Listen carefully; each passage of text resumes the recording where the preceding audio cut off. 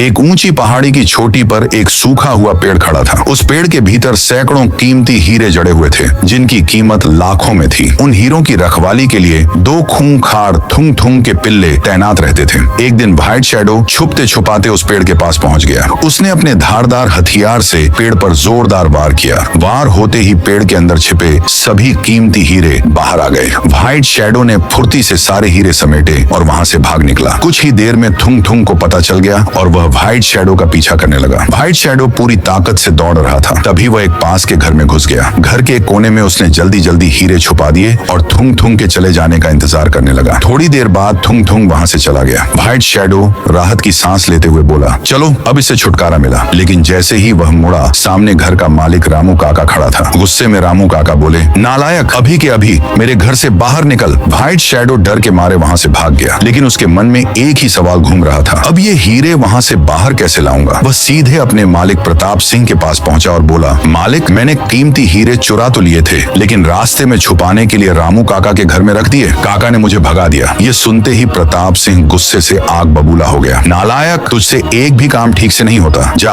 अभी हीरे लेकर आ। अगर खाली हाथ लौटा तो तुझे जिंदा नहीं छोड़ूंगा। डर के मारे व्हाइट शैडो तुरंत रामू काका के घर की ओर निकल पड़ा। जब वह वहां पहुंचा तो देखा कि पूरे घर में थुंग थुंग की फौज तैनात थी और हीरों की तलाश चल रही थी। व्हाइट शैडो चुपके से पीछे की खिड़की से घर के अंदर घुसा। उसने छुपाए हुए हीरे उठाए और बाहर निकलने ही वाला था कि अचानक थुंग थुंग का एक झुंड उसके सामने आ गया। बिना कुछ कहे सभी ने मिलकर व्हाइट शैडो को पकड़ लिया और उसकी जमकर पिटाई करने लगे। दर्द से कराहते हुए व्हाइट शैडो चिल्लाया, मुझे मत मारो, मैं मरना नहीं चाहता। अगर तुम मुझे बचाना चाहते हो तो प्लीज सब्सक्राइब करो।